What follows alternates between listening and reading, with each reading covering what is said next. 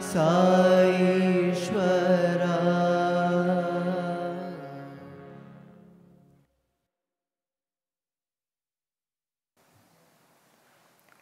Invoking the blessings of the Almighty, respected elders, distinguished guests, and participants from around the world, Sai Ram and good evening. Welcome to day 33 of the One World, One Family World Cultural Festival here at Sathya Grama. Education has always been the cornerstone of the humanitarian mission of Bhagwan Sri Sathya Sai Baba and Sadguru Sri Madhusudan Sai. With this vision, Sadguru has established the Sri Sathya Sai Lokaseva Gurukulam, a unique model of holistic education for the rural poor and underserved, blending values with academics.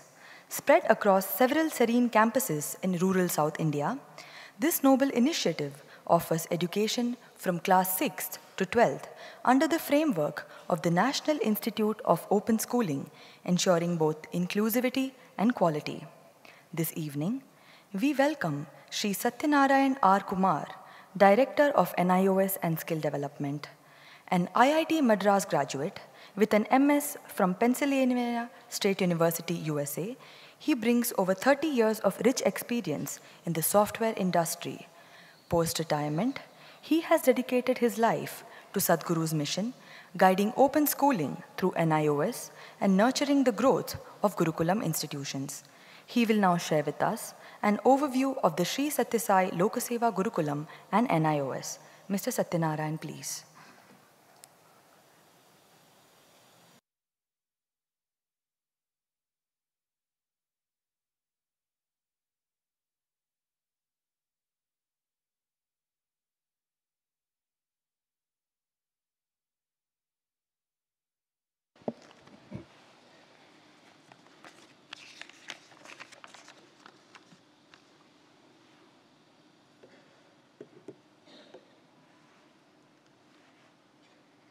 Om Shri Sai Ram. On behalf of all the staff and students of our Sri Sathya Sai Lokaseva Gurukulam, I offer my most humble pranams at the divine lotus feet of our beloved Swami, Sadguru Sri Madhusudan Sai. Dear brothers and sisters from all around the world, I stand before you representing Sri Sathya Sai Lokaseva Gurukulam, SSSLSG as it is abbreviated, or simply Gurukulam as it is popularly known, which is the very foundation of Swami's global mission. Swami, we the Gurukulam staff would like to express our heartfelt gratitude to you for bestowing on us this crucial responsibility and glorious opportunity to serve your dearest children. I hope you give us the strength also to carry out this duty in the light of the Ashtavakra Gita that you are teaching us to do it without doership. The famous Chinese Tao philosopher, Lao Tzu, once said, "Give a man a fish and you feed him for a day. Teach him how to fish and you feed him for a lifetime." Thus, giving someone the gift of education is perhaps the greatest gift of all. As the Sanskrit Subhashita proclaims, Vidyadhanam Sarvadhana Pradhanam. Thus, be it any of the three verticals of nutrition, education, or healthcare, NEH as we know it in Sadhguru's global humanitarian mission, it is undoubtedly this Gurukulam education which Swami has most graciously and painstakingly established that forms the bedrock on which the magnificent edifice of this mission has been built. Gurukulam is verily the perennial life spring that waters these three mighty rivers of NEH, as it were. Now, if Gurukulam is the facade, NIOS, the National Institute of Open Schooling, gives us the building materials with which this imposing building has been constructed brick by brick. So that's what I would like to present in the next few minutes I will first give you a short overview of our Gurukulam, then provide a few details about NIOS, and finally tie it all up together by portraying how Swami's mission encompasses all of these. So, National Institute of Open Schooling and Lok Seva Gurukulam.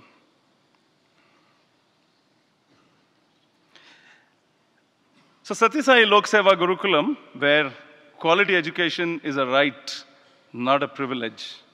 And our vision is prepare well-rounded human beings by offering holistic education, especially to rural students, that imparts 360-degree learning skills for both the head, as in Apara Vidya, and the heart, as in Paravidya. And how do we accomplish this in our mission? By providing a flexible system of learning, by re-establishing the ancient Indian mode of Gurukulam education, complemented by open schooling, which is NIOS, which can be tailored to the strengths and aptitudes of the students, thereby bringing back the joy of learning in education. So, how do we do this empowering of rural India through education? As you see, we have opted for the Gurukulam mode of education, number 1. 2 is that this is completely free of charge to all the beneficiaries. 3, focused on the rural underserved. 4, comprises primarily of values-based education. Completely residential, like our ancient Indian Gurukulam mode tells us. The student is called an Antevasi. He lives in the ashram, in the Gurukulam, and continues his study with the Guru. And finally, of course, most importantly, to bring back the joy of learning. So the SSSLSG education ecosystem is spread across multiple locations, and our geographical footprint is shown in this map here. We are basically 26 Gurukulam campuses today, roughly about 2,000 students, roughly 1,300 boys, 700 girls, spread across 19 districts across the states, 3 states of Karnataka, Telangana, and Tamil Nadu.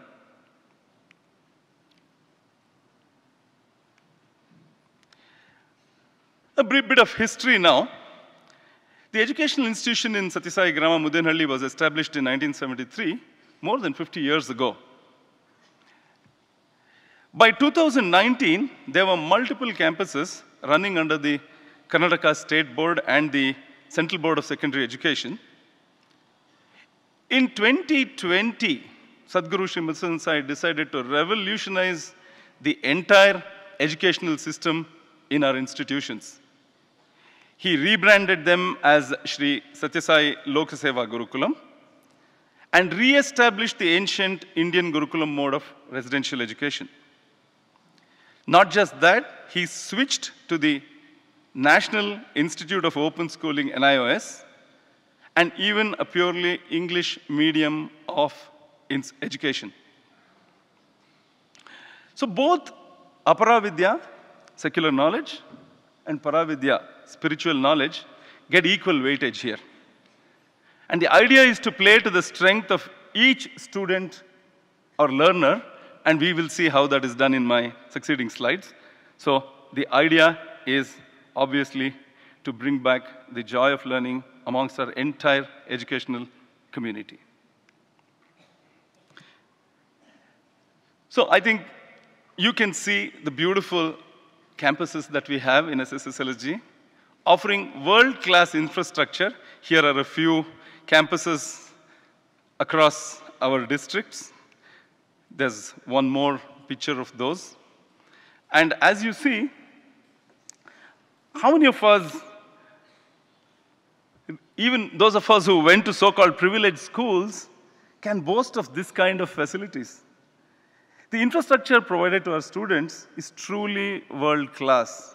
And not just the buildings that you see on the slide here, but also the cutting-edge facilities that are provided inside them. Swami's clarion call, just because they are poor, we can't treat them poorly, continuously rings in our ears and reminds us all the time that nothing can be shortchanged here. Swami's uber compassionate vision is that every student who goes through the annals of our Gurukulam should feel completely confident that he or she has received world-class education and can stand shoulder to shoulder with any student anywhere in the world. And as proof of that, here are our lovely students, the heart of our system. As we often say, a student that is selected and admitted into our Gurukulam has to merely land up at our gates with just the clothes he or she is wearing. Everything from pin to plain is provided by Swami free of charge. There is no distinction, no difference, whether they come from a royal family or the family of a peasant. In line with the ancient Gurukulam culture, all students are treated equal in every sense of the term. We have heard stories that Swami himself relates so many times of Lord Grama and his brothers attending the Gurukulam of sage Vasishtha, along with the commoners, or Lord Krishna and Balarama residing in the Gurukulam of Guru Sandipini with a poor rustic student like Sudama. That's exactly what we see at the Sri Sathya Sai Lok Seva Gurukulam today. And talking of students, where would we be without all of them? Why would we be needed here at all in this mission if they're not there? In fact, you don't even need to look at this slide. Just turn your head and you'll see all 2,000 of our Gurukulam students, Swami's most priceless treasure, occupying more than half of this hall. Just look at their bright, smiling faces. Don't we all really feel so proud of them? Would you all joining me in putting your hands together to give them a big round of applause?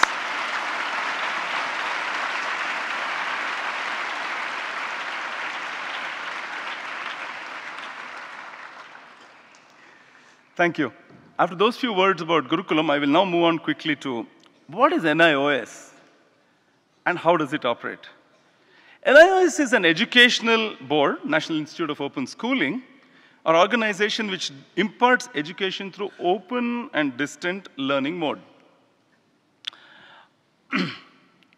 So this is nothing new. It was actually established as early as November 1989, mainly at that time to cater to homeschooled children. Of course, NIOS today has come a long way, and we will see that in the succeeding slides. It's an autonomous institution under the Central Ministry of Education, the Government of India. So it's somewhat parallel to the famous CBSE, Central Board of Central Education.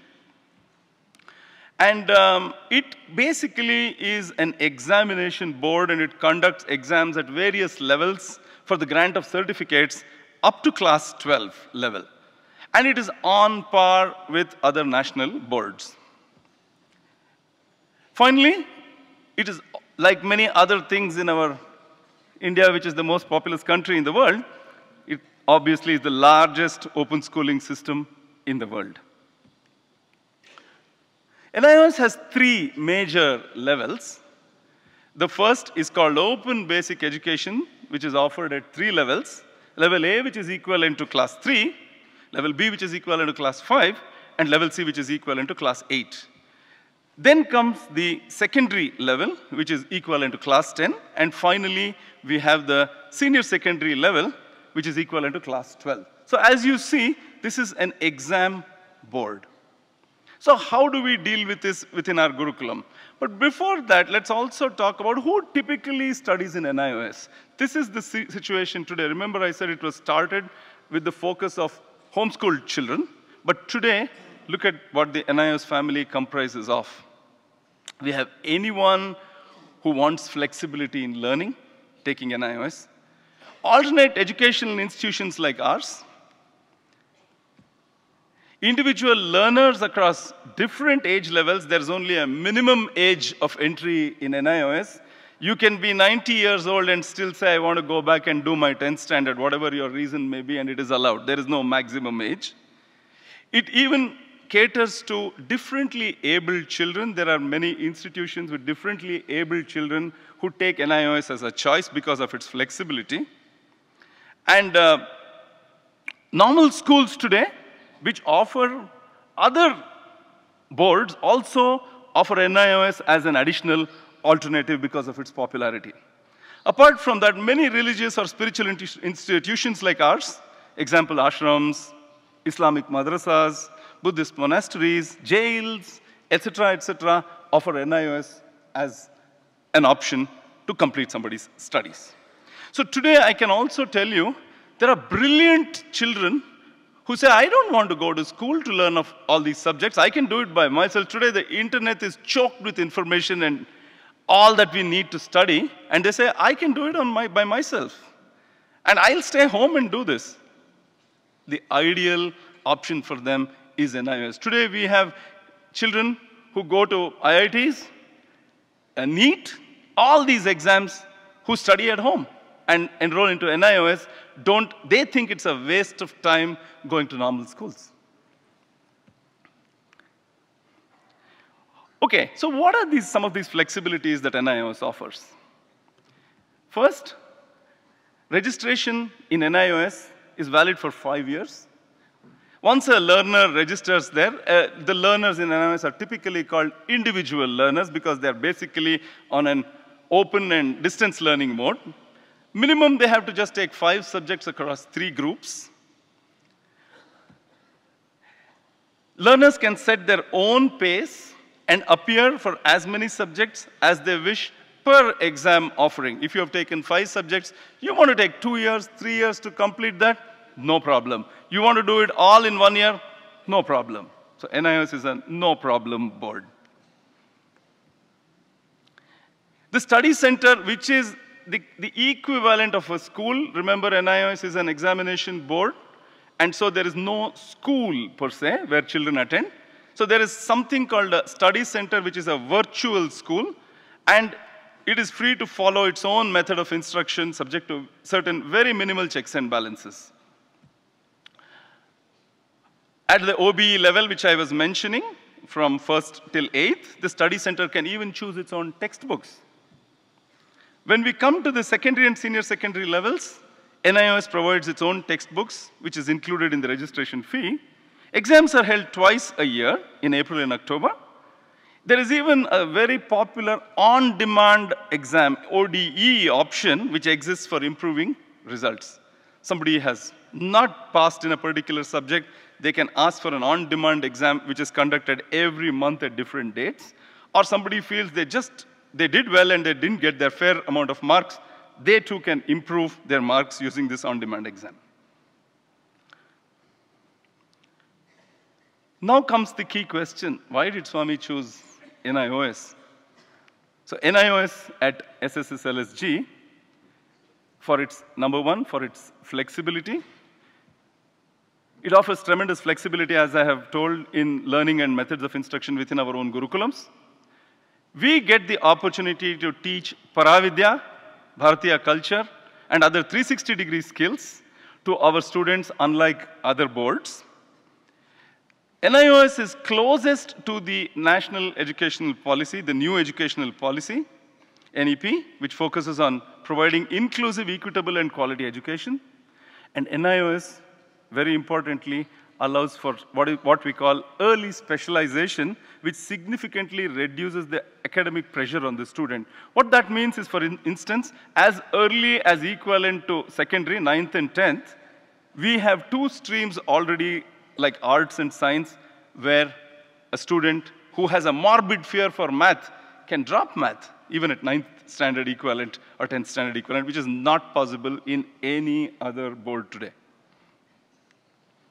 Moving on. So we basically, the vision which I showed in the beginning, to prepare holistic human beings rather than one-dimensional individuals, as well as to bring back the joy of learning into our educational community, are well served by NIOS. Some interesting facts. So this is based on how we run NIOS in Gurukulam. We have focused admissions. 50% of it is general quota. Of course, still focused on the rural populace, but 50% is completely reserved for the rural underserved. We actually go home to find these students.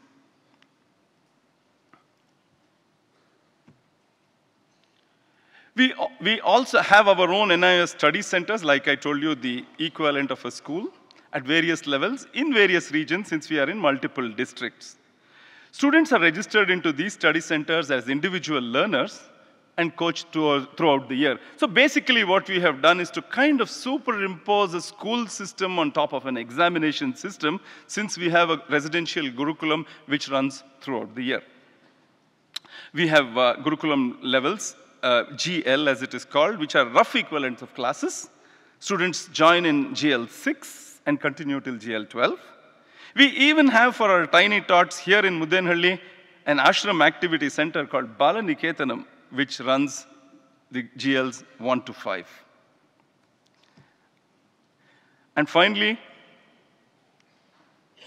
even our Veda Gurukulam and Cricket Academy students are also enrolled into NIOS, because they just don't learn Vedas, they just don't play cricket, they're equally good students, and Swami is insistent that they also have the worldly vision. Right. Once we moved away from formal boards, there was nobody really to question us about various checks and balances, so you can imagine we had to put all that in place by ourselves. So how does the NIOS team structure at SSLSG look? We have obviously the campuses below there. You see the campuses 1 to 26. They obviously have the two sides of the academic staff and the hostel staff, since we are a residential institution. And then we have multiple rows of teams or departments, as you see them, which cut across these campuses. We have the admission cell, which takes care of central admissions across all these campuses, a mega event which happens every year. Some statistics coming later. Subject departments at each level, OBE, secondary, and senior secondary. We have academic committees which we have instituted at each level again to take care of which textbooks shall we use, how shall we use this process, how many assessments and exams shall we have. All this is flexible and up to us, and we have to put a system in place, which we have done. Then there is we have recently even instituted Gurukulam exam board. We are Sathya Sai, we are Madhusudan Sai Institute. We have zero tolerance for any kind of malpractice. And then cutting across all the campuses, in each campus we have campus NIOS coordinators who help us take care of what we need to do externally with the NIOS system, registrations, fee payments, exam-related activities, etc., etc. And then we have the team at the top, which is the central NIOS coordination team, which I lead, and my team here, where we take care of coordinating all this across all the campuses. Of course, at the very top, we have Swami always guiding us at every single step. Some quick stats of NIOS students over the years. It's been about 4 to 5 years now, depending on how you count. So we have registered about 3,600 plus students till date. That is 6th to 12th, I'm talking, incoming flow. What's the outgoing flow? That's like when they exit the system after they pass their senior secondary. To date, we have 467 students who have graduated from our auspices of NIOS. And how do admission stats look? This year's admission stats, 25-26, we had 3,600 plus applicants, and we admitted only 368 students, because we want quality, not quantity. And especially one particular step Swami took, especially after COVID, is to say there were real significant drops in learning levels. All of us know this. And he said, let us reduce the intake so that we can focus on our students and make them really good. And we have an admission ratio, as you see, which is 1:10. It also just goes to the to show how much need there is still in rural India, which is why Swami is opening so many campuses. And his vision, as he says, is to have one such Gurukulam in every district of India. That counts to something like 650 odd network. Today we've almost covered Karnataka. There are a couple of them, as you saw in the map, where the districts, where we still have to have a Gurukulam. But you can imagine what the future brings. Some results here of our students. We are very proud to show this. As you see, apart from the first year, which was really the COVID-affected year, we have 90% and above pass percentage in our secondary and senior secondary exams. These are the public exams which are equivalent to any other board that our NIOS conducts. I think that deserves a hand. I agree with you. I can but point out that this time we had 100% pass in secondary. And just wait for even the better news. Look at the number of percentage of students who got first class and above, that is greater than 60%, which Swami is always pushing us to do our best. And here you are, 90% and above children have got first class and above. In fact, this year, 100% of our secondary students got first class and above distinction marks.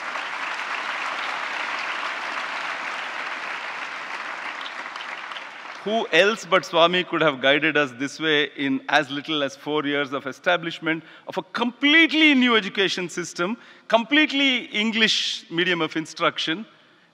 It's just impossible otherwise.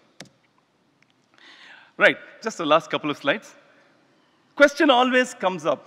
What after NIOS? Okay, you talk about NIOS up to 12th. What happens after that? Nothing to worry. Here we go. Secondary and senior secondary exams, like I said, are equivalent of any other board. So our children who pass out can follow any of their ambitions thereafter, like moving to other boards if they wish, or appearing for entrance exams of professional courses like the engineering CET, medical NEET, the law exams, CLAT, and any one of those, because these are completely equivalent. In fact, NIOS exams are some of the toughest. It's not like what we know with other boards where you do 10 years of paper. You take 10 years of old papers, do them, and you can get 100%, 90% and above. It's not like that. Every year, NIOS tests your concepts very strongly, and we are really proud that our children are doing so well. Right. And then, of course, that's the part of the results. However, with SSS LSG, we look for end-to-end continuity of our students to fulfill Swami's unparalleled vision. And what is that? Here it is. Number one, join Gurukulam after class 5. That's where it all starts. Next, finish your senior secondary and go through to the University for Higher Excellence, for Human Excellence, excuse me. And this not just includes the university courses like the bachelor's programs itself, but also Swami has diversified for those children who have special skills into skill development, agriculture, medical college, and who knows how many more things to come. And finally, join back to serve in our organization. That's how the circle is literally completed, as you see on this slide. So the moment a child is entering into the annals of this institution, Swami has even offered a unique job guarantee. I have been through educational institutions. I've worked in multinational companies.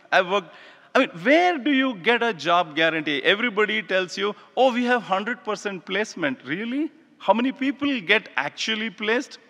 Silence, no answers. But here, every person who sets foot in here is taken care of by Swami, including giving them a job as long as they're loyal and grateful, which is all the expectations he has in return for the free education obtained.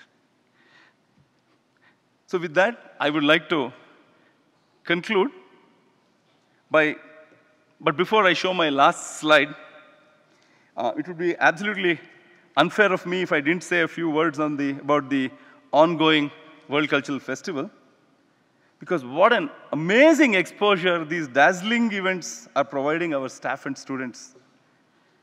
While it would have been very difficult, as you would realize, I'm very carefully avoiding the word impossible, because nothing is impossible for Swami.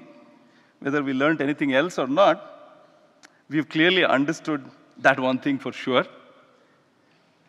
A venerable teacher of mine used to quote a very famous saying that if the mountain does not come to Muhammad, then Muhammad must go to the mountain. But what is happening here today, right in front of our eyes, is perhaps the reverse, thanks to Swami's infinite grace and bountiful blessings.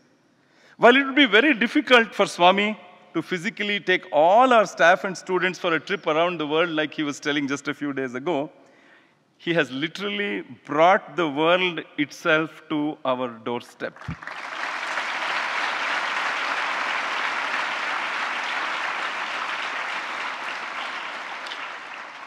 The World Cultural Festival is truly breaking all possible records and crossing all imaginable benchmarks.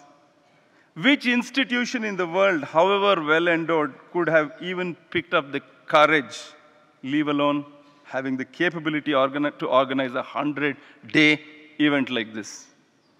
Being most fortunate witnesses to this mind-boggling phenomenon, I think it would be most appropriate that we reinterpret the abbreviation NIOS. And that would be my last slide. NIOS reinterpreted as the national and international omnipresence of Sai.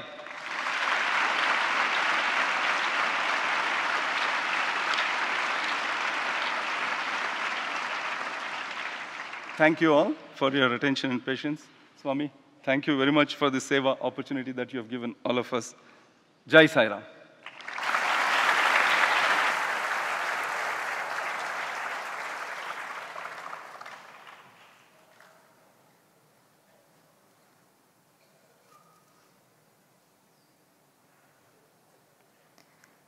This evening, we are delighted to present the CSR Circle of Honor to two of our corporate partners. First, we are privileged to honor GIVE, a true partner in compassion and service. As one of the country's largest philanthropic platforms, GIVE has been a valuable pillar of support for the Annapurna Morning Nutrition Program. Through their extensive network, we were able to connect with several corporate partners, enabling us to expand the reach of our nutrition initiatives across multiple states. Their commitment has helped transform the lives of countless children by ensuring that no child begins their school day on an empty stomach. Today, we recognize GIVE for their exemplary contribution in the field of nutrition and their unwavering dedication to building a healthier and a stronger nation. Representing GIVE this evening, we are pleased to welcome on stage Mr. Saurabh Adeep, the Chief Operating Officer of GIVE Grants, to kindly receive the honor. With extensive experience in building strategies, leading skill development programs, and scaling both teams and organizations, Mr. Saurabh has been at the forefront of driving high-impact initiatives.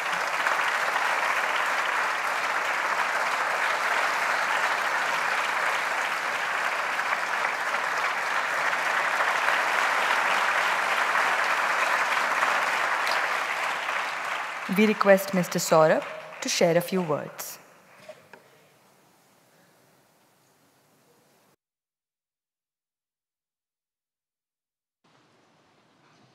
Respected Sadhguru Madhusudan Sai Ji, esteemed members of the mission, distinguished guests, and my dear friends, I feel very grateful to receive for this recognition today.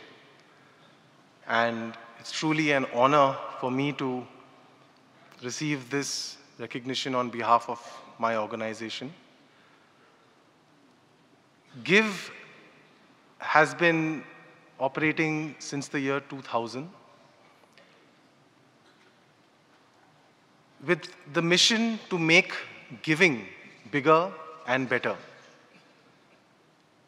Towards this mission, we essentially run two main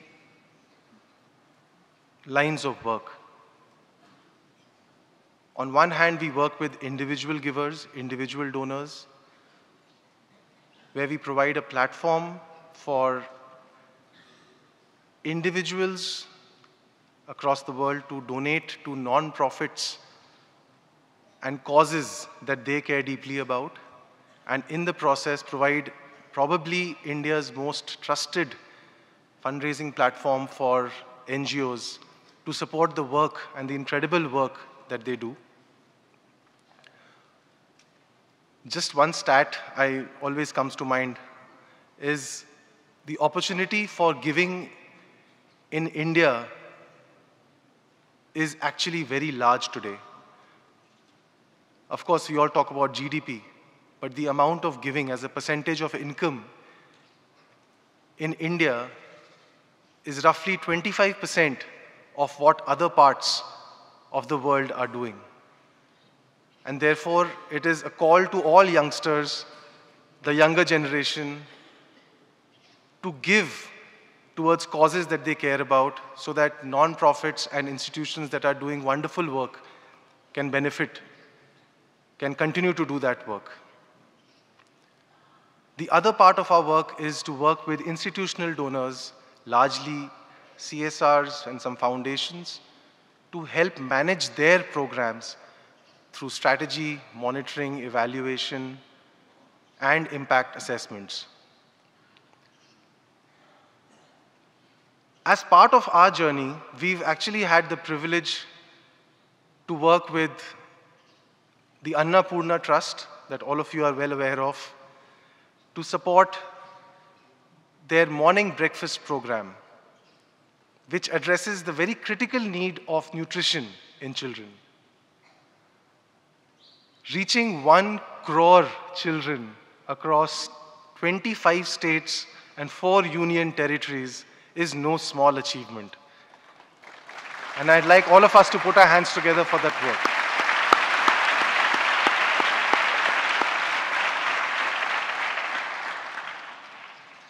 The work being undertaken under Shri Madhusudan Sai Global Humanitarian Mission is also equally inspiring, because it addresses the fundamental needs of health, education, and nutrition. From running hospitals that have no billing counters. Who would have heard of that? And to do that at the scale that the mission is doing is just incredible. To providing free education. We just learned about the wonderful work being done. And of course, the nutrition work that Annapurna Trust is doing. All of this work, I feel, truly embodies the spirit of selfless service. The philosophy of one world, one family, I think is a strong reminder that in this world, we are all connected. And it is our collective responsibility, each one of us, to support each other and to make this world a more equitable place and a better place. Once again, I'd like to thank you for this honor. Thank you, Swami, for the recognition. And we remain truly committed to providing a platform for non-profits to support the work that they do, and towards our mission to make giving bigger and better. Thank you once again.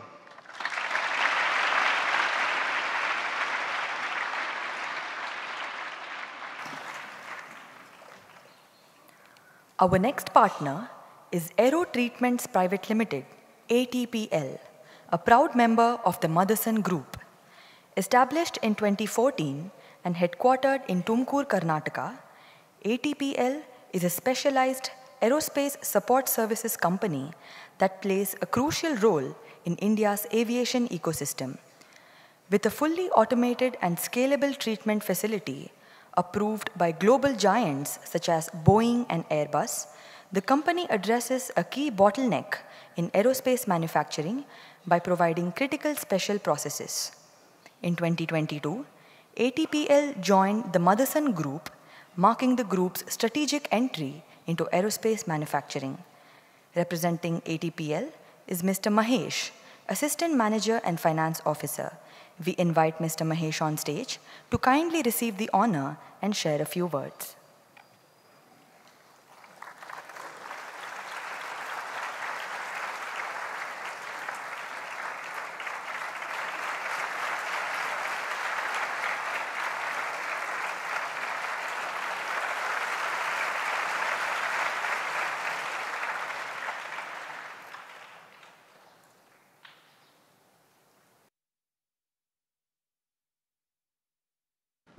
Om Sai Ram. Today, I really feel very proud to be here and get honored or get award received from Swami. I'm so much happy to be on this dais. And we are from a aerospace manufacturing company background. We do aerospace parts for Boeing and Airbus wherever the components are visible, like window frames, the doors, all those are machined at our facility, machining facility located in Bangalore. There are 2 units, one is in Pina and another one is Devanalli, very near to our present. And we at Tumkur do treat those parts which are machined by the machining units to avoid those metal parts from getting corrosion when they are flying or when they are outside to the air. So I saw the entire this Saigram facility today, and it was an amazing feeling for me today to see such a large scale of ongoing activities and already built-in activities which are taken care by the trust. And it was a very pleasant moment for me. I would like to thank each and everyone who are working very hard and dedicated their lives for this success. Thank you. Jai Shri Ram.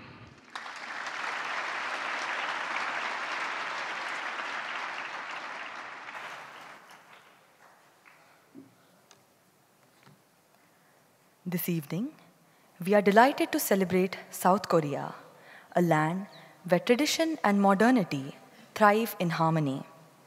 Anyong Hashimnika Yorobun, Onerin, Jongmal Tikpyoran Bamimida, Yorobunir, Modu Mannaso Gippuda. Greetings and a warm welcome to all our brothers and sisters from South Korea.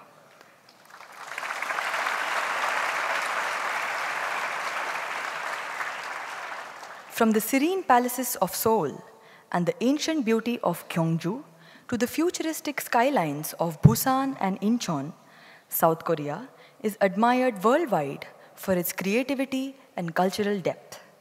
The nation is home to Hangul, its unique script created in the 15th century, and is also the birthplace of Taekwondo, a martial art that embodies discipline and respect. Its heritage lives on in tea ceremonies and traditional hanbok dress and court music. Youth worldwide resonate with the entertainment and pop culture, while it continues to be a leader in cutting-edge technology and robotics. This evening, we are deeply honored to present the One World, One Family Humanitarian Award in the field of volunteerism and youth empowerment to Professor Songchol Lee from South Korea. A distinguished academic and dean at Namseol University, Professor Lee has devoted his life to education, youth engagement, and the promotion of volunteerism. As Vice President of the Korea Volunteer Forum, board member of the Korea Council of Volunteering, and co-peon, he has shaped the culture of selfless service in Korea.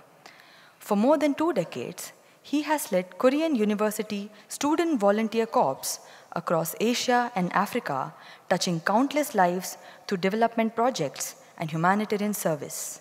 His leadership has inspired generations of young people to serve communities with compassion, responsibility, and commitment. We now invite Professor Songchol Lee to kindly come on stage and receive the award, followed by his acceptance speech.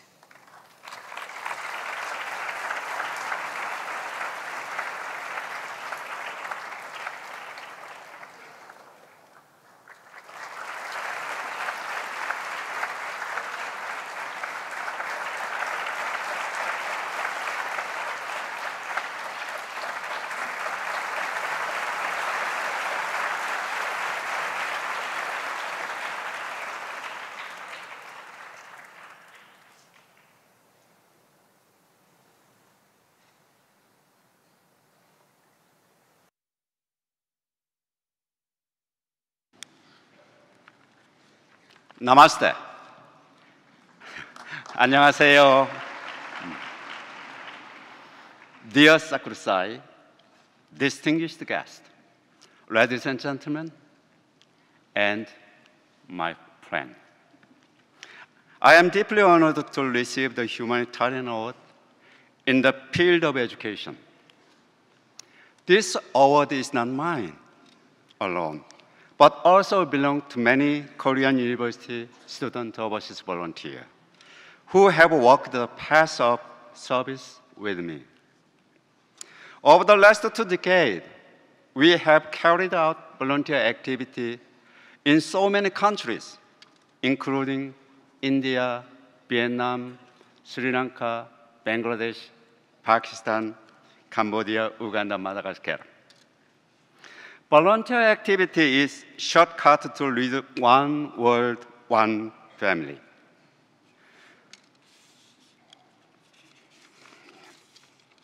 This award is not the end of our journey of service, but the beginning of greater change.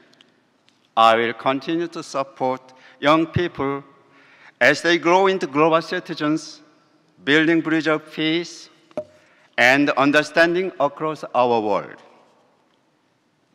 With heartfelt gratitude, Sakurai, One World, One Family mission for this meaningful recognition.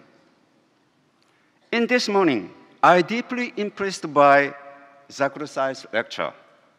The universe arises from you and I. May we all continue to serve with love so that the world may truly become one family. Thank you. Shukriya. 감사합니다.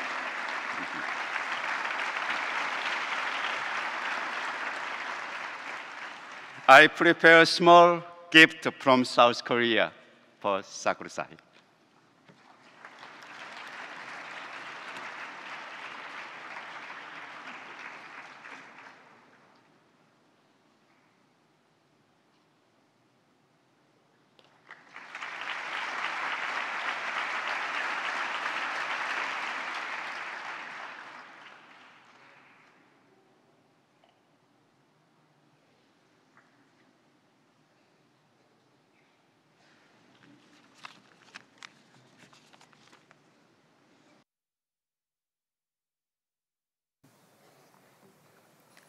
This evening, we have 2 representatives from South Korea who will address us all.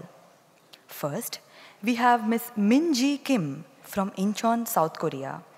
A graduate of Ihwa Women's University, she has shown remarkable leadership through roles in the Public Rights Law Society, the Industrial Accident Prevention Policy Conference, and as a student council member of the Scranton Honors Program. Her dedication to service began early with volunteer initiatives in English education for the elderly, donation drives, and family support through legal aid. She also gained valuable professional experience as an intern at the Korea Legal Aid Center for Family Relations. She will share with us more details about the lifestyle and culture of South Korea.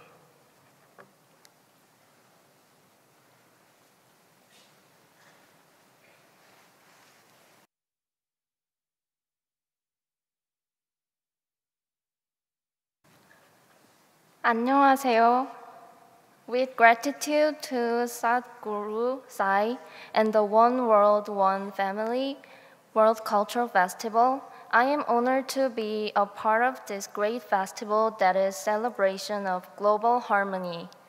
Today, we journey through South Korea, a nation where tradition and innovation shine together. South Korea lies on the southern half of the Korean peninsula in East Asia. Surrounded by the Yellow Sea and the Sea of Japan, it is close to China and Japan. South Korea is home to about 52 million people. The capital, Seoul, is a modern city rich with ancient culture, a land of mountains, rivers, and islands, roughly the size of a small European country. We have 4 distinct seasons, like cherry blossoms in spring, warm summers, colorful autumns, and snowy winters. National currency is the South Korean won. The language is Korean, written in the simple and scientific Hangul alphabet, created so everyone can read and write. 1 South Korean won equals 0.064 Indian rupee. Seongsan Ilchulbong is known as Sunrise Peak on Jeju Island, a volcanic wonder where people climb to watch the first light of day. The DMZ separates North and South Korea, a reminder of history and a symbol of hope for peace and reunion. Namsan Seoul Tower is a famous tower on Namsan Mountain with views across Seoul. Visitors love logs to celebrate friendship and lasting bonds. Gamcheon Culture Village in Busan is a place where bright hillside homes are turned into an art village, shows the spirit of creativity and community cooperation. Autumn of Seoraksan National is famous for red and gold autumn leaves, offers hiking trails, waterfalls, and peaceful mountain scenery. South Korea's philosophy is guided by Confucian respect and harmony. It's blended with Buddhist compassion and shaman reverence for nature. We value community over individualism, encouraging unity and shared progress. Jigjiha Temple is one of Korea's oldest temples, set in tranquil mountains, a place for meditation and quiet reflection.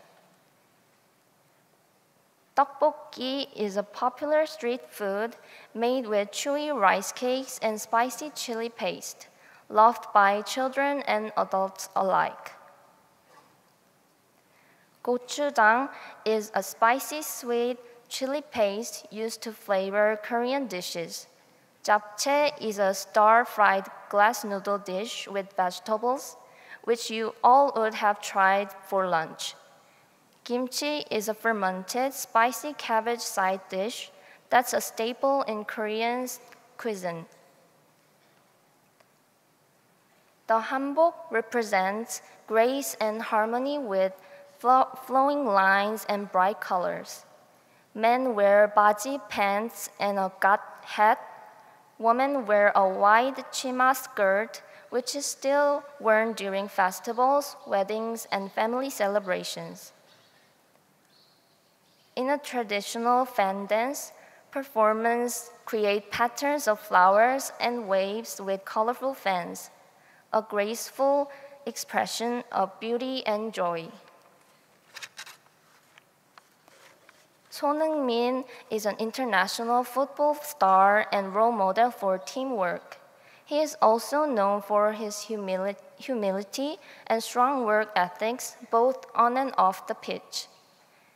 Kim Yuna, Olympic gold medal figure skater, admired for her artistry and discipline, also inspired a generation of young athletes in South Korea through her perseverance and grace under pressure. Nutrition is strong with balanced diets and school meals helping children stay healthy. Education has very high enrollment, but many students depend on tutoring or feel more stress. Healthcare gives long life expectancy with universal coverage, yet rural areas face delays, and social care is under pressure as the aging population grows. Young people are experiencing rising stress and mental health challenges, often linked to academic pressure. Rural communities face difficulties accessing healthcare, and an aging population is increasing the need for support. Caring together is reflected in healthcare, school meals, pensions, and mental health support, while communities, NGOs, and sentries provide food and elder care, showing that care and kindness belong to everyone.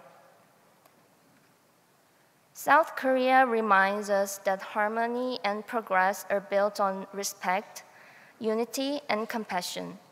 From ancient traditions to modern innovations, its story shows that beyond borders, we all belong to one world and one family. 감사합니다. Thank you.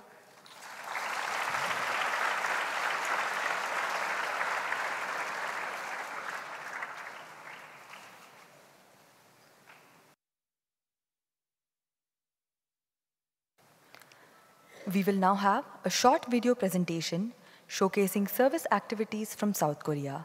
May we have the video, please?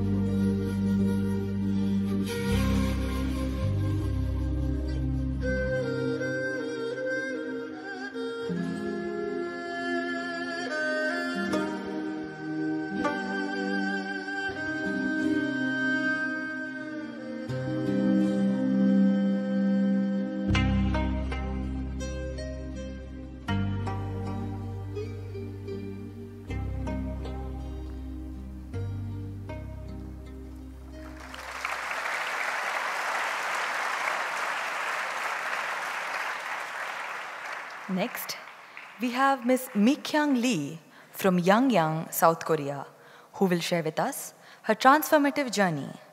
She is a distinguished professional and spiritual seeker.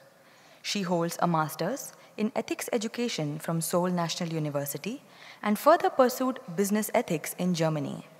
Trained in Ayurveda, acupuncture, and integrative medicine, she serves as a health practitioner in naturopathy.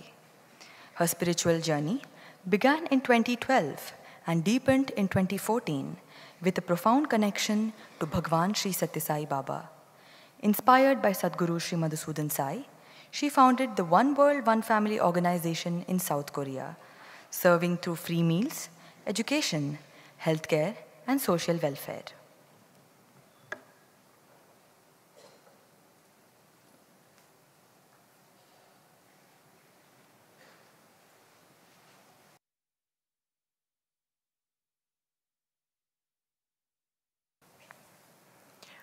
Good evening, and my humble gratitude to Sadhguru Sri Madhusudan Sai for this opportunity to share my transformative journey at One World, One Family World Cultural Festival.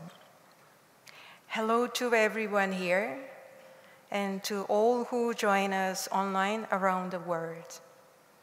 It's a great honor to be here at this sacred place.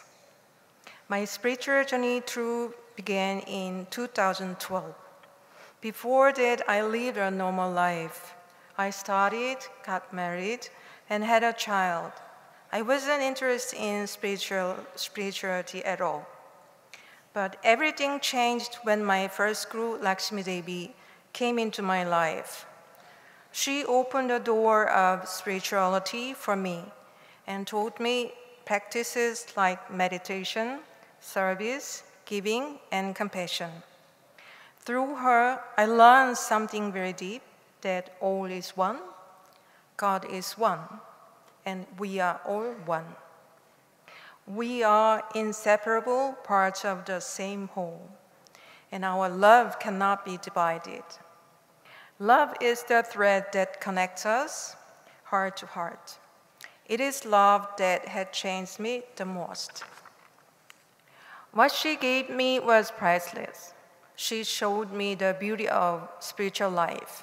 From that moment, I no longer missed worldly life. There was no turning back because the spiritual path is more beautiful and full of joy than anything the world can offer.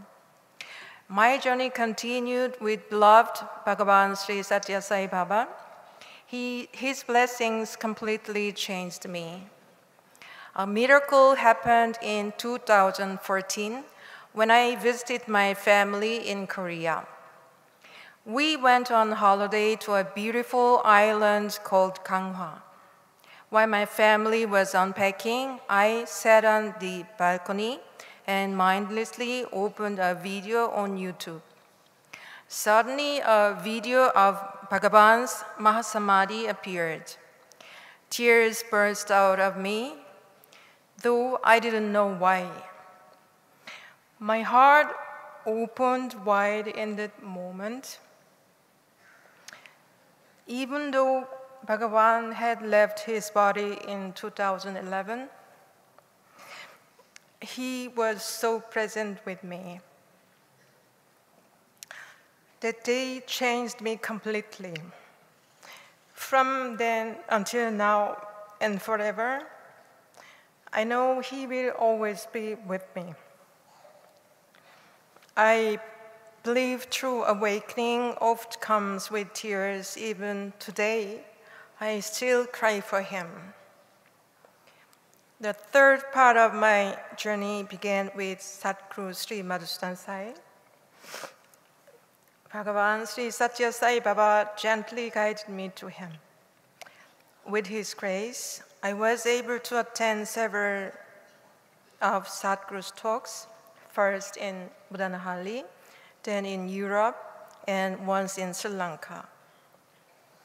One special gathering I remember was Rome in 2023. I asked Sadhguru when he would come to Korea.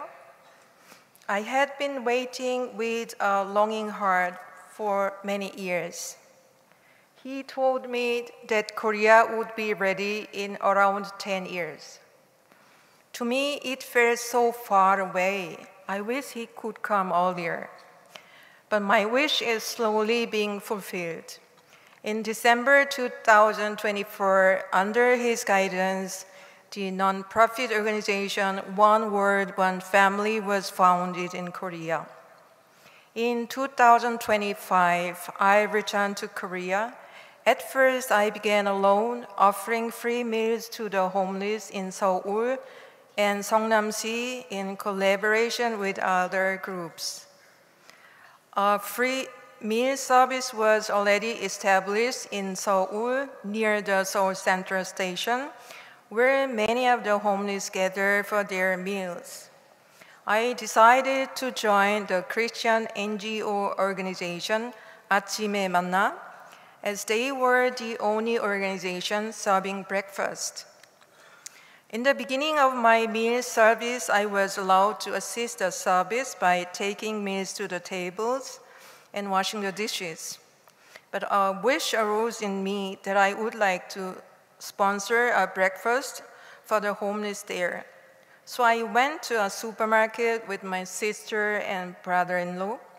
They helped me to buy all the ingredients for the cooking, and with the help of 아침에 만나 volunteers, we served in that morning around 200 meals for breakfast to the homeless. After breakfast, one of the recipients approached and gave me a sweet. He was very kind and gentle. He told me he likes to give all the volunteers sweets as an expression of gratitude. I will never forget such a humble expression of love and gratitude. We often think we give love by such service, but in truth, we receive so much love from those we serve. Love is giving, and selfless love transforms both the giver and the receiver. I am truly grateful to be part of this service. We are also lovingly planning a holistic education service to reduce stress and pressure for young people. And in healthcare, we will focus on mental health care. Because despite Korea's success, many are still suffering quietly inside. I believe in that love heals. My spiritual journey has now become a journey of service in love in Korea. Bring me back to my roots. After the Korean War in 1953, Korea was one of the poorest nations. Homes and families were lost, and hunger was everywhere. In those days, Koreans received aid from abroad, but they also shared the little they had with each other. That is why even today our common greeting is, "Have you eaten?" A reminder that caring begins with sharing. From this hardship grew a culture of service. The government now supports strong social systems. NGOs are active across the country, and volunteering is part of daily life. Korea has transformed from a nation in need to a nation of giving. And in that spirit, I too am learning to give more of myself. Just as Korea rose from struggle to generosity, I'm striving to rise from my own struggles to live a life of service. Our journeys, personal and national, are deeply connected. Since 2024, after starting One World, One Family in Korea, I've been part of this wave of service. Meeting so many volunteers and serving alongside them has given me true joy and purpose. The spirit of service is spreading quickly in our 빨리빨리 or hurry way, and I feel deeply thankful to be part of it. My first guru gave me the gift of spiritual life. Bhagavan Sri Sathya Sai Baba opened my heart with his everlasting love. Sadhguru is now guiding me to live at the highest level of spiritual life. Without my gurus, I was just an ordinary person. With them, I have found my purpose as a humble servant of God. With all my heart, thank you. 감사합니다.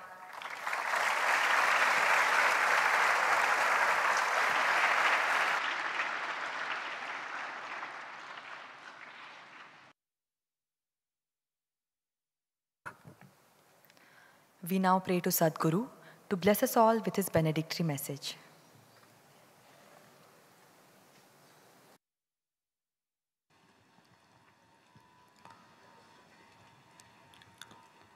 I often say, to give is to live, and to live is to give. Those who live to give are the ones who truly live. And their life is dependent on their giving, because without giving they cannot live. It's echoing.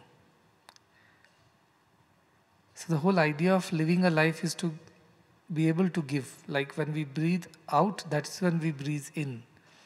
Nobody can hold the breath forever, because the more you hold, the more you suffer. The more you let go, the more you are happy. When we celebrate this One World, One Family World Cultural Festival, we define culture not merely as a set of beliefs and behavioral systems, traditions and rituals, but culture is the very basis of human societies, and that finds its purpose in concern. True culture is to be concerned about each other's welfare. When we are concerned about somebody else, we are cultured. So to me, uncultured people are those who are selfish, who are only bothered about themselves, and who care none for others. But those who care for others, even if they are not literate, even if they are not very educated or well placed, they are still more cultured than the rest. As I was hearing that the greeting in South Korean language is, have you eaten? If you see in India also, the first thing we greet people, we ask them, have you eaten? In Kannada, uta aita, they'll ask. And that comes from this concern whether the other person has eaten. Because we all had difficult pasts, and there were times when 2 square meals a day were not affordable for most of the people.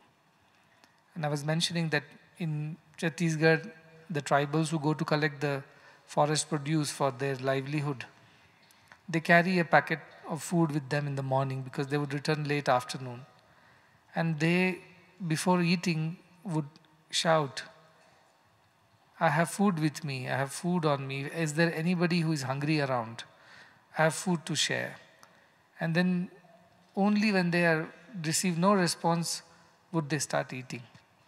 That was the concern that our great civilizations had for each other, where they truly believed in giving. They did not believe in taking. And I always say, today we talk about sustainability and so on and so forth. Sustainability happens when we give more than what we take. The Isha Upanishad says, Isha Vasyamidam Sarvam Yat Kinchat Jagatyam Jagata Tena Tyaktena Bunjitaha Mahagudha Kasya Svidhanam. Whole world is permeated by the divine. Whatever you see moving or not moving, animate, inanimate, everything is divinity. So how do you live when knowing this truth? Tena tyaktena bunjita. Give and then consume. Sacrifice and then consume. Mahagudha kasya svidhanam. And do not take another person's wealth. Do not steal another person's wealth. What does it truly mean is, do not take what truly does not belong to you. And what does not belong to you is what you do not need. Only what you need is what truly belongs to you. If you have more than your need, then it belongs to somebody whose need is greater than yours. That is the idea that most of the world cultures taught to humanity. But unfortunately, in today's times, the more you accumulate, the more successful you are. That is how the world looks at it. But in the olden times, it was the more you sacrifice, the more successful you are. The more respected you were, the more revered you were. Because people believed in these great values of giving and sharing. And even today in smaller communities, tribal communities, I still see this happening. Even in earlier times, not just in tribal and rural communities, but even in learned communities, people would cook their meal and they will wait for a stranger to come. And they will share the meal and only then they are supposed to eat. And this was a very common thing in many learned, so-called intellectual Brahmin families also. They had to wait for somebody to share the meal. And unless they shared the meal, they cannot eat. Because they believed that whoever comes that day would be representative of God. So they waited for God to come and share a meal with them. And that is when they would eat. Otherwise they wouldn't eat. So also in our culture, we would feed the animals, birds, before we start eating. And I want to share a beautiful story from my own childhood. My grandmother's mother, who was then maybe 90s, 95, 96, she was very, very particular that every day before she ate her meal, she has to keep a portion aside, a morsel of food. And then she would ask someone, the children in the house, to take it in a small leaf and place it on the terrace for the birds to eat. I would ask her, why would you keep this for the birds up there? She would say, the crows will come and eat. And crows are our ancestors, she would say. And I used to feel very bad that crows were our ancestors. And I would say, why would crows be our ancestors? She would say, you don't understand, but people, when they want to come and visit us, they take the form of a crow and they would come and eat the meal. So I nevertheless, without questioning, would go and place that little morsel of food up there. But unless she had placed that morsel up there, she wouldn't start eating. Even if you tell her to eat, she wouldn't. So we would take that and put it up there. Many years later, she passed on as the age progressed. On that morning, even before we could tell the relatives and others that she had passed away, there were crows and crows and crows on the terrace. So many crows. They were all on the terrace, everywhere. That day she did not place a meal. She didn't tell the crows that she is no more. None of us told anybody. But on her day of death, the terrace was full of crows. They had come to offer their gratitude, or as she said, they are my ancestors, my relatives who have come to visit me. So once she became one with her ancestors, they were there to receive her. And I saw that, and this was gratitude, is pure gratitude. Why would so many crows, generally there will be 2 or 3 of them who would come. Maybe only one at times. But that day the whole terrace was full of crows who had come to see her off. This is the gratitude that even animals have for those who share with them. Unfortunately, in human beings only this quality of gratitude is declining fast. And a sense of entitlement is plaguing the entire society, where we think we deserve everything just because we are born this way. But there are millions who cannot afford things. They also deserve the same things. They are also children of the same God. They are also members of the same family. But unfortunately, they are less privileged. And that is when these great ideas of great cultures come to our rescue by teaching us that our only way of living in this life is by giving. There is no other way to live than to give. And that is why I always remember when Swami Vivekananda says, they alone live who live for others. The rest are more dead than alive.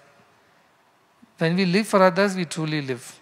So I was reminded of that when I was hearing the talk, that how giving is the fundamental principle. Everybody gives. Paropakarartham vahanti nadya, paropakarartham duhanti gavaha, paropakarartham phalanti vrikshaha, paropakarartham idam shariram, it says. For the sake of others, trees give fruits, rivers give water, cows give milk, and for the sake of others, this body has been given. As long as we remember this, the world will continue to grow into a beautiful family. And when we forget that, that's when all the divisions happen. To the foundation give, who have supported the Annapurna program, who bring food, nutrition and love to the children who are hungry. We are very grateful. Also to the company Aerospace, who shared that vision that while they make many people take to flight, they are also helping children realize their dreams. And that is again a beautiful contribution in some way or the other. 10 or 12 years ago, there was no CSR. It started in 2013. It started small. I did meet the IS officer who was then probably the principal secretary or somebody who mooted the CSR bill in the cabinet, and one Mr. Banerjee. He was here. He told that he was not sure whether such a thing would ever succeed in a country like India, which is so diverse, still developing. People are still shy of giving away what they have, as it was mentioned, that India does not give as much as other countries do. But when he proposed this bill, in fact, he had gone even to Harvard and he met somebody, very senior marketing or management guru, who I think still lives. And he told him that such a bill will never get passed in India. It would never get passed even in the US, he said. That where companies have to set some amount aside, 2% of their profits, to be given away for charity and social causes. He said even in the US, such a bill wouldn't pass, forget about India. But nevertheless, this Mr. Banerjee came back with conviction that this we have to do. And we presented the bill. It was passed by both the opposition as well as the ruling party. And then it became a law. I appreciated, I said that is very good that something like this was done, because that reminded people of their responsibility to give.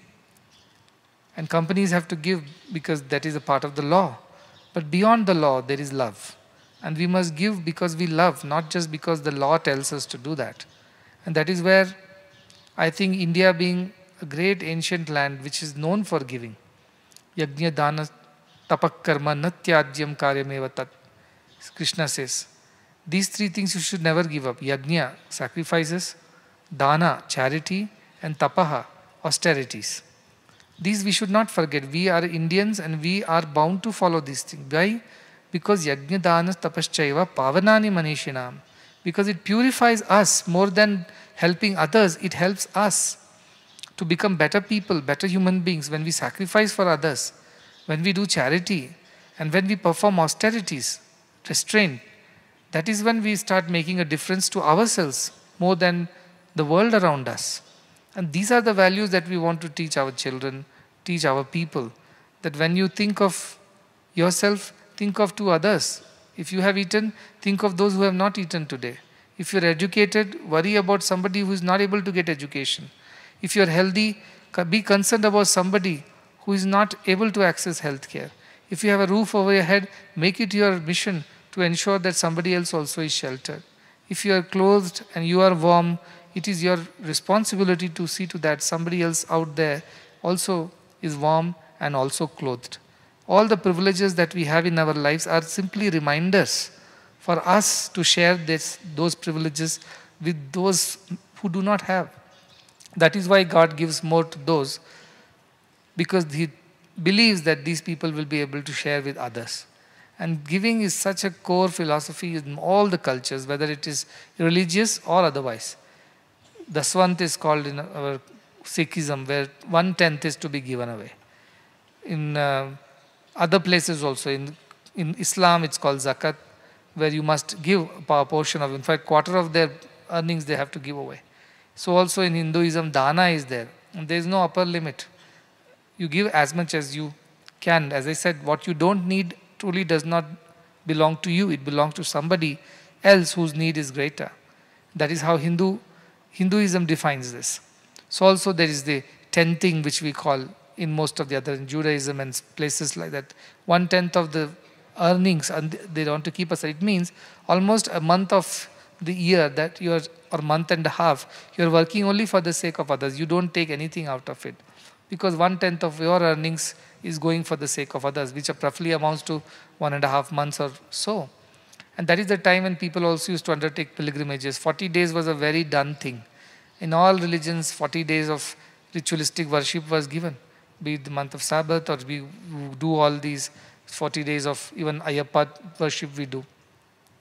These were the ways, Ramadan we celebrate, these were the ways people were reminded that 40 days of the year, worth your efforts, your earnings, your time, your energy must be kept aside for God. And 40 days is approximately 1/10 of your year. That is what you must keep aside for the sake of society. When I tell people they should give, think of the minimum that they can give just to be known as givers. No, that is not how it is. We must think, what is the maximum I can give? After my needs are met, my family's needs are met, and whatever little savings I must have, there is no need for worrying more than that. And if just the whole world starts thinking that we must keep aside a tenth of whatever we earn for the sake of others, we can solve all the problems of the world. All the problems of the world will be solved. With or without governments also, we will be able to sort it out.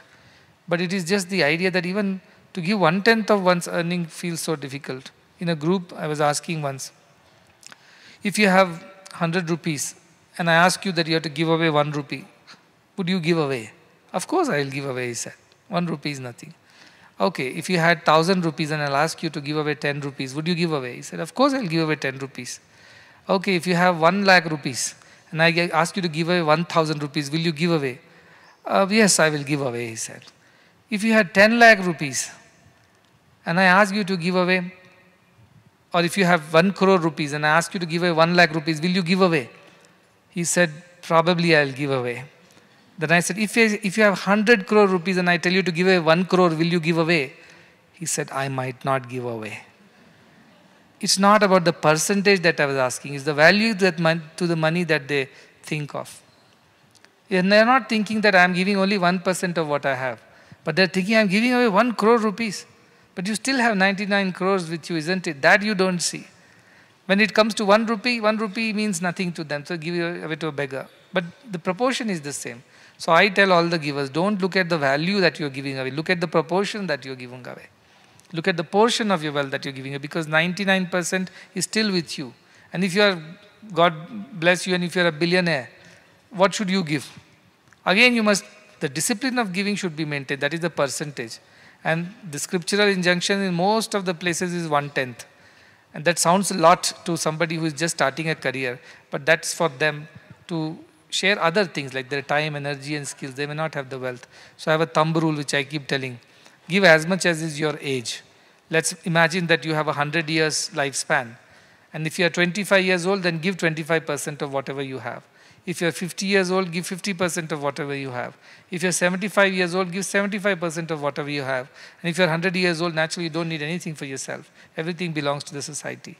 And that is how one should develop a discipline in giving. And that will help them to move from the brahmacharya, grahastha, vanaprastha to sannyas ashrama. If you hold on to too much, you will never be able to transition into the from grahastha to the vanaprastha, because you will always worry, I have to manage all this wealth that I have. And that will never allow you to step into the next ashrama. You will never grow spiritually. And that is the idea. Once it seems Krishna and Arjuna were going, and then Krishna saw that one beggar was there who was asking for alms, and he told Arjuna, Arjuna saw, and Arjuna told Krishna, oh, that's such a poor beggar, let us help him. So he gave him a ring, and his gold ring, and said, take this, and you can make something out of it. And this man became very happy. He had, sorry, not the first time was not the gold. The first time he got a pouch of coins. He gave the coins and said, take this and sell it or use it and be rich and don't beg tomorrow. So the poor Brahmin was very happy. As he was going, he got robbed by a thief on the way. And so he lost all the money. So when he went home, he was a poor Brahmin again. So next day he was again begging. Again Krishna and Arjuna were going that way. And Krishna said, what is going on? Yesterday this man was there, today again he is there. So Arjuna said, yesterday I gave him money, still he is begging today. Why are you begging? He said, that money was lost, the thief stole it away. So then Arjuna, feeling pity, removed a ring and from his finger and gave it to the Brahmin and said, now take this and sell it and make money and then don't beg again. So as he was going back, he went home, he kept this ring carefully in a pot. Earlier in the old households, you'll see there'll be a shelf on which we will keep unused pots, earthen pots. So he put in one of these unused pots and thought next morning he'll wake up, he will go to the jeweler's shop and sell this ring and get the money. But next morning, before he woke up, his wife was going to the river to fetch water. So she was going with her pot, but then it broke on the way. So she came back and picked up this pot in which he had kept the ring and went to the river to fetch water. And when he woke up, he looked for the pot and it wasn't there. He asked his wife, what happened? She said, my old pot broke, so I took this new pot and fetched water in it. He looked for a ring, but there was no ring in it. He said, what a fate. and again was begging the next day. So Krishna Arjuna again were walking and they saw the man was back begging on the street. So then Arjuna said, I helped him with money, I helped him with a ring, still he is begging. Then Krishna says, wait, now I will help. So far you were helping, now I will help. So he gave him a penny and said, that's all I have, take this. But that meant nothing, that value was not much. Nevertheless, this Brahmin, when he was going back, he was crossing the river, he saw that a fisherman had caught a fish and the fish was struggling for life. Being a Brahmin, his heart melted. He said, let me set the fish free. He asked the person, how much is this fish? He said, a penny. So he gave him that penny and told, leave the fish back in the water. Just as he was leaving the fish back in water, it spat the ring that it had swallowed the previous day. So now this Brahmin got the ring back and he shouted, I found it, I found. The moment he shouted, I found it, the thief was hiding behind a tree. He thought the Brahmin has found him. And he came out and confessed saying that I stole your money, please don't tell the police. Take your money. And the Brahmin got back his money as well. So when he went home, he had the money that he had lost, he got the ring also back, and next day he was not begging. So when he was not begging, next day Krishna and Arjuna were curious that, oh, finally, Arjuna was extra curious because I gave him so much money and still he came back begging. Krishna gave him just a penny and he is not here for begging. So they went searching for him and found him that he was living a comfortable life. Then when they asked, they said this. Krishna said, see, when you give only, you receive. Earlier when money was so plenty, the ring was valuable, so much money was there, Brahmin thought only about himself. But this time when money was little and there was a fish struggling, the Brahmin thought about the fish. And he thought, what will I do with the penny any which ways? Let me save the fish. The moment his heart melted in compassion and he gave, he received everything that he had lost. Many times in our life, we all insist we must receive first, only then we will give. And that's why we never receive. But the law of universe works the other way around. You give first and then you will receive. A man was asking once in one of the satsang, please give me a lot of money so that I can do a lot of seva. And Bhagavan said, you first do a lot of seva, then I'll give you a lot of money. Because once money comes, you never know whether you will do seva or not. But once you start doing seva, you will start getting money. When we started here, we had nothing, I was telling. When we started, the monthly budget of this entire institution was 5 lakh rupees. Just for the salaries and things like that. Just 5 lakh rupees monthly budget. And today, if I put Sanjeevani Hospitals, our Prashanti Bal Mandira Trust, Annapurna Trust put together, just the operational cost for the year is close to 400 crores. Just the operational cost. This is not buildings. This is just running the program. 400 crores, it means almost 1 point some crores per day. And if I add buildings like these which are getting built, add another 500 crores to that. Probably 900 crores a year. That is equivalent to 3 crores per day. So between your breakfast and lunch, 1 crore. Lunch and dinner, 1 crore. Dinner to next breakfast, 1 crore. That is the rate at which the institution is growing and spending. Imagine 5 lakh rupees a month to 3 crores a day. How did this institution grow so much? Because every time we gave. Whenever people came with problems, they came with sufferings they need, we did not think whether we have enough so that we can give after calculating. We just gave with our heart. And then Bhagavan took care of the rest. That is how we have grown. The other day I was talking to the management students. I said, fortunately, I learned all other management concepts. I did not learn capital budgeting and cash flow management in my MBA days. I used to hate that subject. So when they were teaching capital budgeting and the formulae, I would not pay attention. Probably for a reason, because if I had learned capital budgeting and cash flow, we wouldn't have grown in this charity so big. All the time we'll be calculating our budgets and worrying, oh, this is crossing the budget, we cannot do more than this. We would have never grown. We would have never grown. And that is how we have grown, because we always gave and received later. Why we gave? Because there was a need on the other side. The people were hungry and sick and uneducated. They had to be given what they needed at that point in time. And when we were inspired to give, like the Brahmin who had only a penny but he wanted to give it away. Like that, when we are inspired to give, the universe conspires to give us back.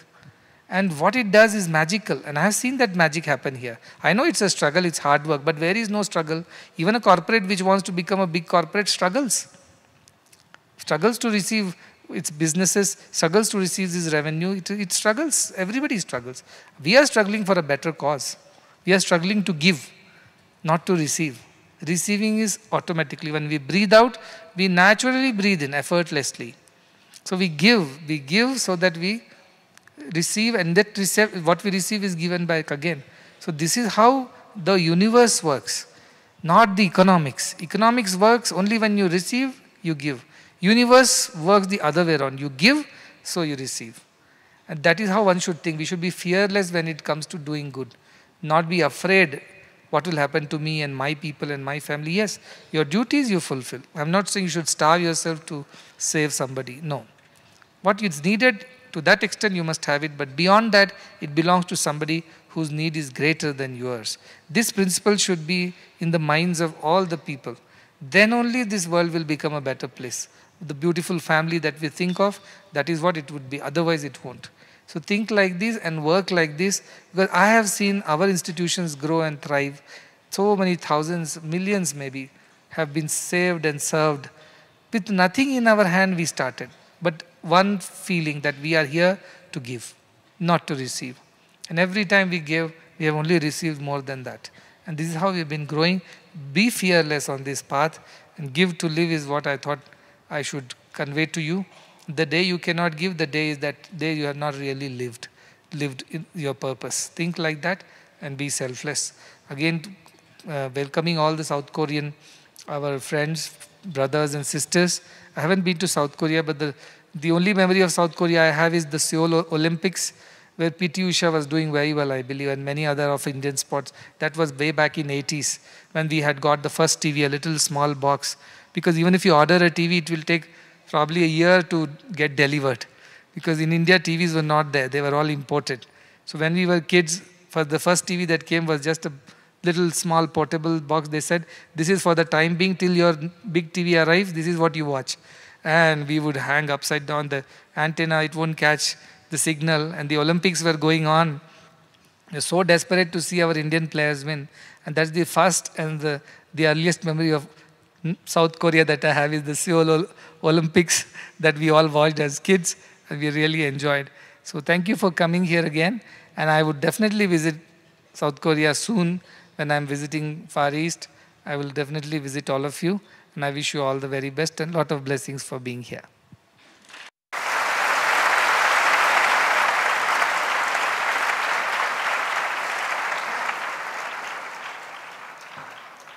We will now have a short break of 10 minutes, after which we shall reconvene for this evening's cultural program.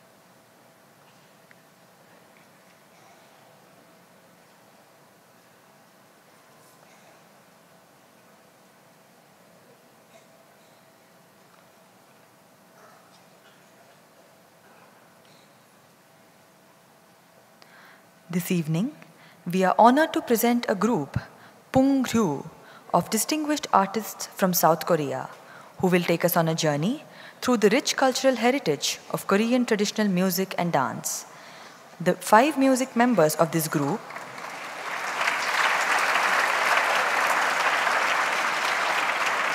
belong to the Busan National Gwagakwan, and they play an important role by the succession of the traditional music of Korea by spreading it in the world. The ensemble will showcase a range of iconic instruments. We have Mr. Kang Jung-yong on the drum jangu, an hourglass-shaped drum, Mr. Kim Sang-hyuk on the daegum or the bamboo flute, and the danso, the smaller bamboo flute, Ms. Park Ji-won on the piri, Mr. Lee So-jun on the ajeng or the board zither, and Ms. Jo Seung-hyung, gayagum, which is a zither. The group will present 5 dances: Salpuri, Danso Chungsonggok, Ajeng and the Piri Duo, Gayagum Sanjo, and Sungmu. Master Om is famous for her traditional dance and music, not only in Korea, but also in Germany. She is a successor of the Lee Mebang style of the traditional dance in Korea. Let us all experience the timeless beauty of Korean culture.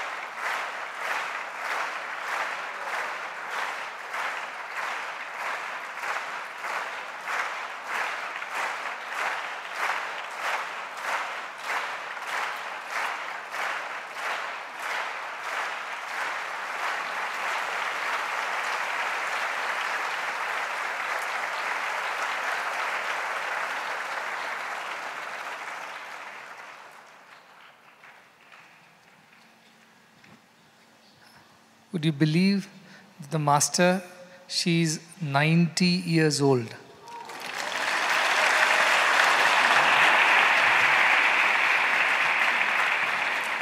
This whole,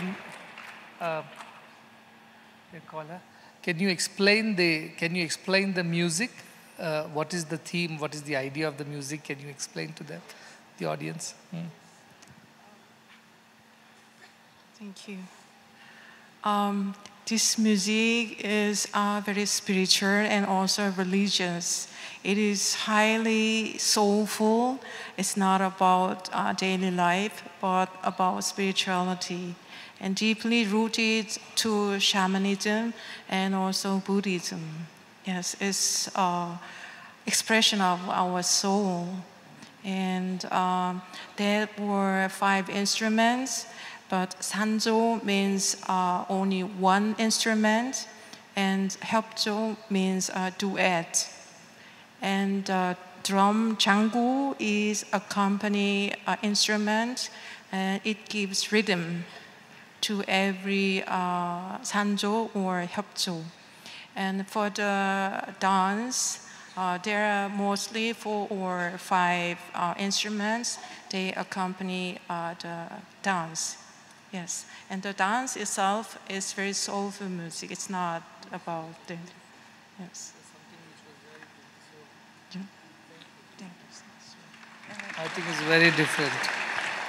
It was a very different performance, which was, I think we haven't seen it before. And the kind of music that it just carried us to a different world altogether. We could feel that we were transported to a different realm. It was unearthly. It was beyond the physical dimensions.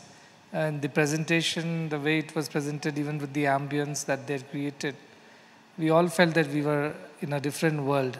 Definitely, as I said, something to do with your soul, the expression of the soul, and the music, and the dance, and the rhythms. Everything was very different. It was difficult to explain in words, but it was an experience of its own kind, and we are very grateful for all of you coming here and presenting this. Thank you so much. Thank you.